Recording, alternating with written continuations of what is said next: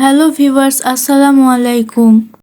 আজকে আমি আপনাদেরকে আম্মুর হাতে লাগানো পুঁইশাকের বাগান দেখাবো।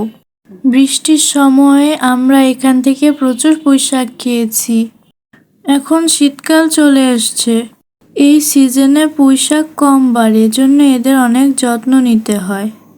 আমরা সবাই মিলে এগুলো যত্ন করেছি। আজকে এখান থেকে আমি পুঁইশাকগুলো উঠিয়ে দিব, আম্মু আমাদের জন্য রান্না করবে। দেখুন পুঁইশাকগুলো কত লম্বা, কত বড় হয়ে গেছে। আমি একটা একটা করে পুঁইশাকের ডগাগুলো কেটে দেখাচ্ছি। এবারই শেষ এখান থেকে পুঁইশাক ওঠানো, এজন্য একটা ভিডিও করে স্মৃতি হিসেবে রেখে দিলাম। মাশাআল্লাহ, দেখুন এই ডগাটা কত বড় হয়েছে। আম্মু এগুলো তৈরিতে কোনো রকম মেডিসিন ইউজ করে নাই, শুধুমাত্র কিচেনের কম্পোস্ট এবং চা পাতা ব্যবহার করত। গাছের পরিচর্যায় আমরাও আম্মুকে সহযোগিতা করতাম। পুঁইশাকে প্রচুর পরিমাণের ভিটামিন, মিনারেল এবং অ্যান্টিঅক্সিডেন্ট আছে, যা আমাদের শরীরের জন্য খুবই উপকারী। বাজারে কেনা পুঁইশাকগুলোর চেয়ে এই শাকগুলো অনেক বেশি টেস্টি হয়। আমরা অনেক মজা করে খাই। একে একে সবগুলো ডগা কাটার পর মাশাআল্লাহ অনেকগুলো পুঁইশাক হয়েছে। দেখুন, আমাদের এখানে ছোট একটি বরবটি গাছ আছে। এখানে ৩-৪টা বরবটিও ধরেছিল।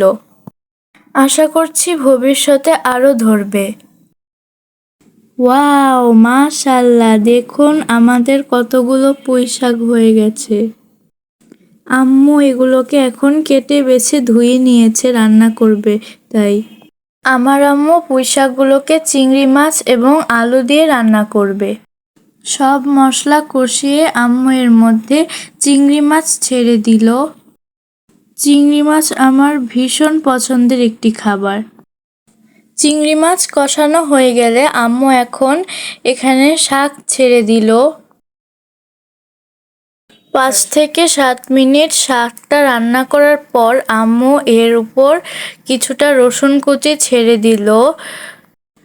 শাকের ভিতর রসুন দিলে খুব সুন্দর একটা ফ্লেভার হয়, যেটা খেতে ভীষণ টেস্টি লাগে।